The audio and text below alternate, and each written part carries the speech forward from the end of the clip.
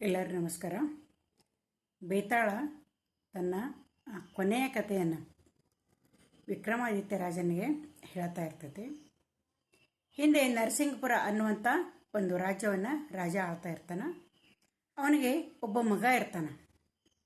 ಆ ಮಗನ ಹೆಸರು ಶಕ್ತಿನಾಥ ಅಂಥೇಳಿ. ಅವನಿಗೆ ಅವನ ಹೆಂಡತಿ ಅರುಂಧತಿ. ಅವನಿಗೆ 3 ಹೆಣ್ಣು ಮಕ್ಕಳಿರ್ತಾರೆ ರಾಜ್ಕುಮಾರನಿಗೆ. ಆಮೇಲೆ ಮತ್ತೆ ಆತನ ಹೆಂಡತಿ 4ನೇ ಮಗುವಿಗೆ ಗರ್ಭಿಣಿಯಾಗಿರ್ತಾಳೆ.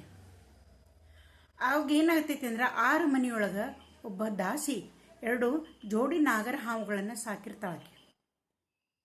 ಅವಕ್ಕೆ ನಾಗೇಶ ಅಂತ ಅಂತಿರ್ತಾಳೆ ಮತ್ತು ನಾಗದೇವಿ ಅಂತ ಹೇಳಿ ಅವ್ರಿಗೆ ಕರಿತಾ ಇರ್ತಾರೆ. ಹಾವುಗಳಿಗೆ ಕರಿತಾ ಇರ್ತಾರೆ.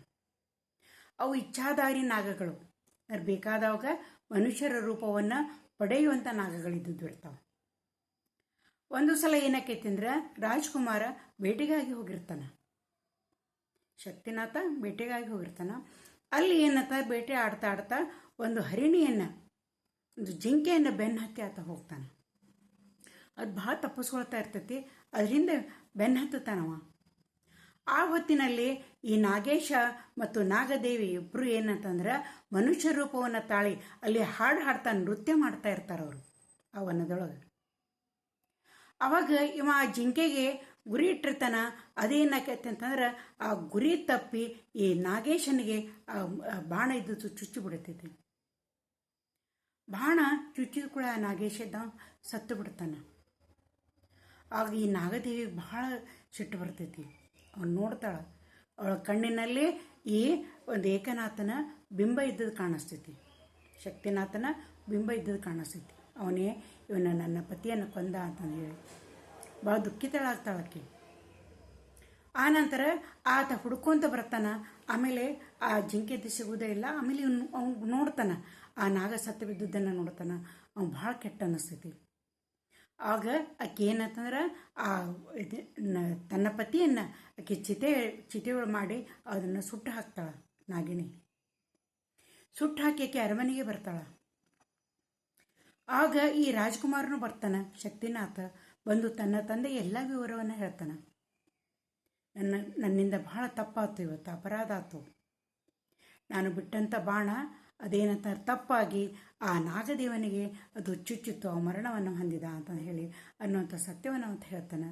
ರಾಜ ಕೂಡ ಬಹಳ ಚಿಂತಿತನಾಗ್ತಾನೆ. ಯಾಕಂದರೆ ಕೆಲವೇ ದಿನಗಳಲ್ಲಿ ಆ ಶಕ್ತಿನಾಥನ ಹೆಂಡತಿ ಅರುಂಧತಿ ಇದ್ದಕ್ಕೆ ಮಗುವಿಗೆ ಜನ್ಮ ನೀಡುವಂತಕ್ಕಿರ್ತಾಳ. 9 ಮಾಸಗಳು ತುಂಬಿರ್ತಾವೆ. ಅಂತ ಹೊತ್ತಿನೊಳಗೆ ಈ ಘಟನೆ ಸಂಭವಿಸಿರ್ತೈತೆ. ಆವಾಗ ನಾಗಿಣಿ ಇದ್ದಕ್ಕೆ ಪ್ರತ್ಯಕ್ಷ ಆಗ್ತಾಳ.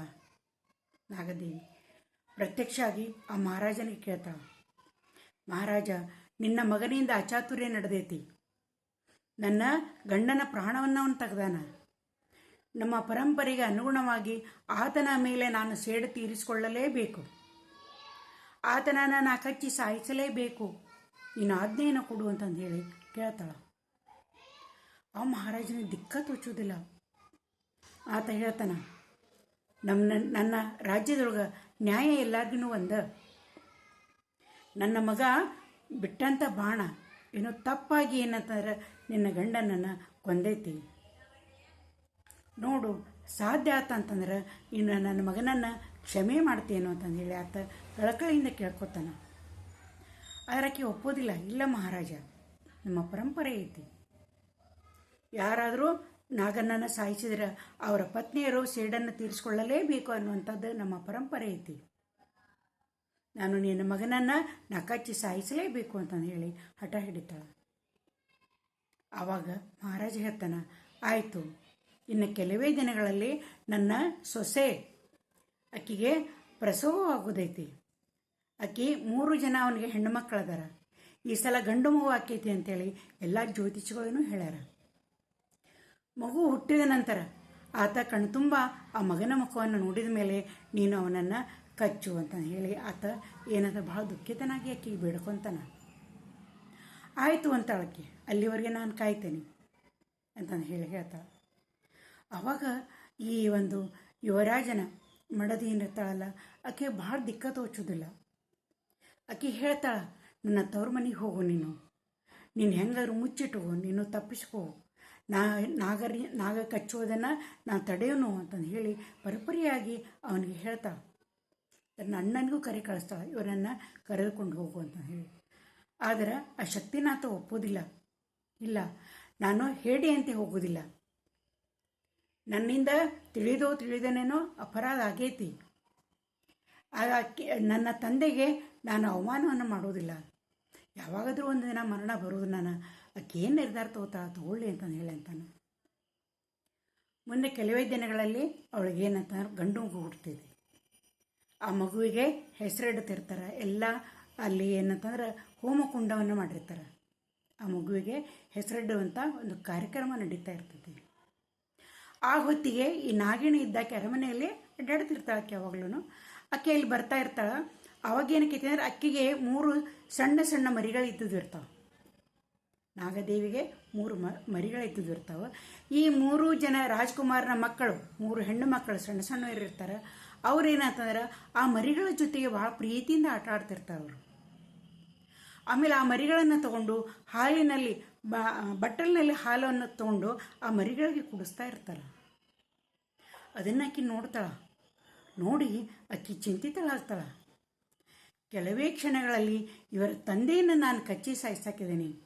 ಅಂಥದ್ರೊಳಗೆ ಈ ಮಕ್ಕಳು ನನ್ನ ಮಕ್ಕಳನ್ನು, ಮರಿ ನಾಗಗಳನ್ನು ಎಷ್ಟು ಪ್ರೀತಿಯಿಂದ ಇವರು ಪಾಲನೆಯನ್ನು ಮಾಡಕತ್ತಾರಲ್ಲ, ಬಟ್ಟಲಲ್ಲಿ ಹಾಲನ್ನು ತೆಗೆದುಕೊಂಡು ಅವುಗಳಿಗೆ ಕುಡಿಸಾಕತ್ತಾರಲ್ಲ.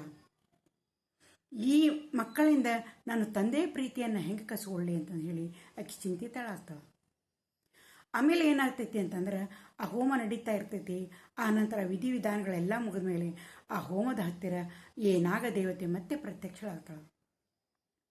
ಆವಾಗ ಅಂತಿಮ ಸಮಯ ಬಂತು ಅಂತಂದೇಳಿ ರಾಜ್ಕುಮಾರ್ ಕೂಡ ಶಕ್ತಿನಾಥ ಸಿದ್ಧನಾಗ್ತಾನೆ. ತನ್ನ ಕೈಯನ್ನು ಹಿಡಿತಾನೆ ಹಾಕಿದ್ದರಿಗೆ. ಆತು ನಾಗದೇವತೆ, ನಿನ್ನ ಸೇಡನ್ನು ನೀ ತೀರಿಸ್ಕೋಬಹುದು ಅಂತಂದು ಹೇಳಿ. ಆವಾಗ ಏನು ಮಾಡ್ತಾ ಅಂದ್ರೆ ಆ ನಾಗದೇವತೆ ಇದ್ದಾಕಿ ಆ ಅಗ್ನಿಯೊಳಗೆ ಹಾರಿ ಬಿಡ್ತಾಳ. ಹಾರಿ ತನ್ನ ಪ್ರಾಣವನ್ನು ಬಲಿದಾನ ಮಾಡಿಬಿಡ್ತಾಳೆ ಆಕೆ. ಕತೆ ಬೇತಾಳ ಕಥೆಯನ್ನು ಹೇಳ್ತೈತಿ.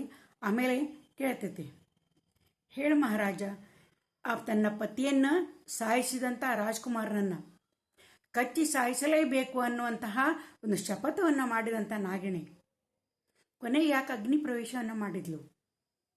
ಅವನಿಗೆ ಯಾಕೆ ಕಚ್ಚಿ ಸಾಯಿಸಲಿಲ್ಲ ಅಂತೇಳಿ ಕೇಳ್ತೈತಿ ಪ್ರಶ್ನೆಯನ್ನು. ಅವ ಮಹಾರಾಜ್ ಹೇಳ್ತಾನೆ, ಮನುಷ್ಯನ ಎಲ್ಲ ಭಾವನೆಗಳಲ್ಲಿ ಮಾತೃತ್ವ ಅನ್ನುವಂಥದ್ದು ಬಹಳ ಆಳವಾದದ್ದು, ಬಹಳ ಮಹತ್ವವಾದದ್ದು. ಆಕೆಯನ್ನು ಸಾಯಿಸಲೇಬೇಕು ಅಂತೇಳಿ ನಿಂತಿದ್ಲು. ಆದರೆ ಅದೇ ರಾಜ್ಕುಮಾರನ ಮಕ್ಕಳು ಅವಳ ಮಕ್ಕಳನ್ನು, ಮಿಡಿನಾಗರಗಳನ್ನು, ಅವುಗಳನ್ನು ಎಷ್ಟು ಚೆನ್ನಾಗಿ ಅವ್ರ ಪಾಲನೆಯನ್ನು ಮಾಡಕತ್ತದ ನೋಡಿದ್ಲು. ಅವ್ರ ಜೊತೆ ಆಟ ಆಡೋದನ್ನು ನೋಡಿದ್ಲು. ಬಟ್ಟಲಲ್ಲಿ ಹಾಲನ್ನು ತೊಗೊಂಡು ಅವು ಕುಡಿಸೋದನ್ನು ನೋಡಿದ್ಲು. ಅದು ಅವಾಗಿನ ಆಕೆ ನಿರ್ಧಾರವನ್ನು ಮಾಡಿದ್ಲು, ಈ ಮಕ್ಕಳಿಂದ ಇವಳ ತಂದೆಯ ಪ್ರೀತಿಯನ್ನು ಕಸೋಳೋದು ಬೇಡ ಅಂತ ಹೇಳಿ ನಿರ್ಧಾರವನ್ನು ಮಾಡಿದ್ಲು. ಆದರೆ ತನ್ನ ಪ್ರತಿಜ್ಞೆ ಈಡೇರಿಸ್ಕೋಬೇಕಲ್ಲ, ಅದಕ್ಕಾಗಿ ತಾನೇ ಆ ಬೆಂಕಿಯಲ್ಲಿ ಹಾರಿ ಪ್ರಾಣವನ್ನು ಬಲಿದಾನ ಮಾಡಿದ್ಲು ಅಂತ ಹೇಳಿ ಆತ ಹೇಳ್ತಾನೆ ಮಹಾರಾಜ. ಆ ಬೇತಾಳ ಹೇಳ್ತಿದ್ದಿ, ಬಹಳ ತರ್ಕಬದ್ಧವಾಗಿ ನೀನು ನ್ಯಾಯವನ್ನು ಹೇಳ್ತಿದ್ದಿ ಮಹಾರಾಜ. ನಿನ್ನಲ್ಲಿ ಎಷ್ಟು ಛಲದಂಕ ಇದ್ದೀವಿ, ನಾನೆಷ್ಟು ಸಲ ನೀನು ಕಾಡಿಸ್ತೀನಿ. ಆದರೆ ನೀನು ಯಾವತ್ತೂ ಬೇಸರಗೊಳ್ಳದ ಮತ್ತೆ ನನ್ನನ್ನು ಬಂದು ನೀನು ಹೊತ್ತುಕೊಂಡು ಬರ್ತಿದ್ದಿ. ನಿನ್ನ ನ್ಯಾಯ ತೀರ್ಮಾನ ಅದು ಜಗತ್ಪ್ರಸಿದ್ಧವಾಗೈತಿ. ತರ್ಕಬದ್ಧವಾದಂಥ ಯೋಚನೆಯನ್ನು ಮಾಡ್ತೀವಿ. ನ್ಯಾಯನಿಷ್ಠನಾಗಿದ್ದಿ, ಧರ್ಮನಿಷ್ಠನಾಗಿದ್ದಿ ಮಹಾರಾಜ. ಇವತ್ತು ನಾನು ನಿನ್ನಿಂದ ಹಾರಿ ಹೋಗೋದಿಲ್ಲ, ನಾನು ನಿನ್ನ ಜೊತೆನೇ ಬರ್ತೇನೆ. ಆದರೆ ಒಂದು ಮಾತನ್ನು ಹೇಳ್ತೀನಿ ಮಹಾರಾಜ, ನೀನು ಯಾರ ಸಲುವಾಗಿ ಯಾವ ತಾಂತ್ರಿಕನ ಮಾತನ್ನು ಕೇಳಿ ನಿನ್ನನ್ನು ತೆಗೆದುಕೊಂಡು ಹೋಗ್ತೀಯಲ್ಲ, ಆ ತಾಂತ್ರಿಕ ಒಳ್ಳೆಯವನಲ್ಲ. ಲೋಕ ಕಲ್ಯಾಣಕ್ಕಾಗಿ ಆತ ಈ ಹೋಮವನ್ನು ಮಾಡ್ತಾ ಇಲ್ಲ, ಪೂಜೆಯನ್ನು ಮಾಡ್ತಾ ಇಲ್ಲ. ಅಲ್ಲಿ ಹೋದ ಮೇಲೆ ಆತ ನನ್ನನ್ನು ವಶಪಡಿಸ್ಕೊಳ್ತಾನೆ. ಆಮೇಲೆ ನಿನ್ನನ್ನೂ ಕೊಂದು ಈ ರಾಜ ಆಗಬೇಕು ಅನ್ನುವಂಥ ಒಂದು ದುರಾಲೋಚನೆಯನ್ನು ಇಟ್ಕೊಂಡಾನ. ಅದಕ್ಕಾಗಿ ಮಹಾರಾಜ ಇದಕ್ಕೆ ನೀ ಅವಕಾಶ ಕೊಡಬೇಡ. ಆಮೇಲೆ ನಿನ್ನ ಈ ರಾಜ್ಯ ಎಲ್ಲ ಪೂರ್ತಿಯಾಗಿ ಅವನತಿಯನ್ನು ಹೊಂದುತ್ತೈತಿ. ಅದಕ್ಕೆ ನನ್ನನ್ನು ಅವನ ಕಡೆ ಕರ್ಕೊಂಡು ಹೋಗಿ ಅಲ್ಲಿ ಅವನು ಪೂಜೆಯನ್ನು ಮಾಡಕತ್ತಾನ. ಅವನ ಪೂಜೆ ಯಾವ ರೀತಿ ಐತಿ ಅಂತ ಹೇಳಿ ನೀ ಲಕ್ಷ್ಯ ಕೊಟ್ಟು ನೋಡು. ಅದು ಸಾತ್ವಿಕವಾದಂಥ ಪೂಜೆ ಅಲ್ಲ. ಆಮೇಲೆ ಮಾಂತ್ರಿಕ ಹೇಳ್ತಾನೆ, ನಿನಗೆ ನಮಸ್ಕಾರ ಮಾಡು ಅಂತಂದು ಹೇಳ್ತಾನೆ. ಆವಾಗ ನೀನು, ಇಲ್ಲ ನಾನು ಮಹಾರಾಜ ಅದೇನೆ, ಹೆಂಗೆ ನಮಸ್ಕಾರ ಮಾಡಬೇಕು ವಿಧಿವತ್ತಾಗಿ ಅನ್ನೋದು ನನಗೆ ಗೊತ್ತಿಲ್ಲ ಅಂತಂದು ಹೇಳು. ಆತ ನಮಸ್ಕಾರ ಮಾಡಿ ತೋರಿಸು ಅಂತ ಹೇಳು. ಹಂಗೆ ಆತ ಮಾಡಿದಾಗ ನೀನು ಅವನ ರುಂಡವನ್ನು ಕತ್ತರಿಸ್ಬಿಡು ಅಂತಂದು ಹೇಳ್ತಾನೆ.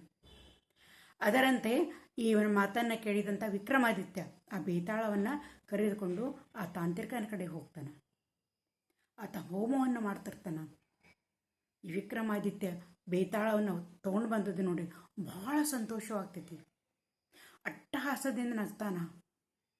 ವಿಪರೀತ ಒಂದು ಕ್ರೂರ ಸಂತೋಷ ಇದ್ದ ಅವನ ಮುಖದಲ್ಲಿ ಎದ್ದು ಕಾಣಿಸ್ತೈತಿ.